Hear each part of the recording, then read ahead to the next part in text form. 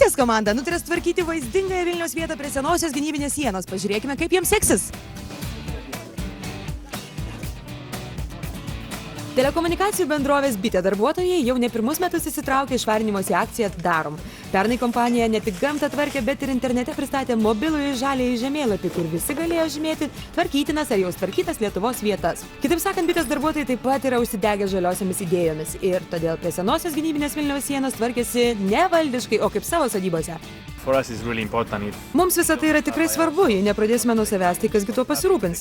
Mes jau porą metų rūšiuojame šiukšles biuruose, elektros lemputes pakeitėme į taupančias energiją, draugiškas aplinkai, stengiamės naudotis ekologiškomis automobilių plovyklomis ir popierių taupome, nespausdiname ko nereikia.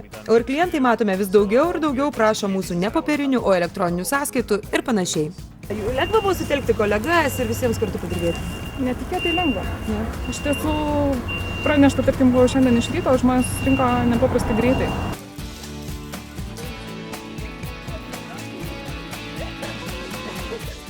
Sakykit, ką radote įdomaus šiandien talkoje?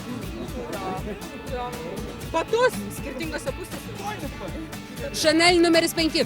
Tikrai? Tuščia. Padangą, lovą tinkančią miegoti. Mes radom televizoriaus ekraną ir ten visokių plokščių, kuriuose dar gali būti aukso. Ką jūs, sakykite, aptikote šiandien tarp šiukšlių? Labai daug butelių. Ir stiklinių, ir plasmasinių.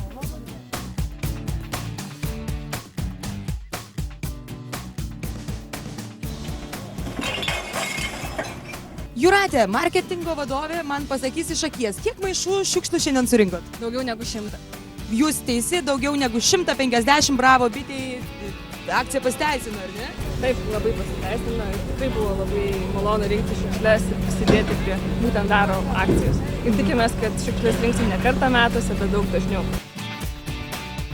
Štai už manęs tas linksmasis, šaunusis, darnusis Bitės kolektyvas ir mes turime jums vieną žinią. Ar mes darom?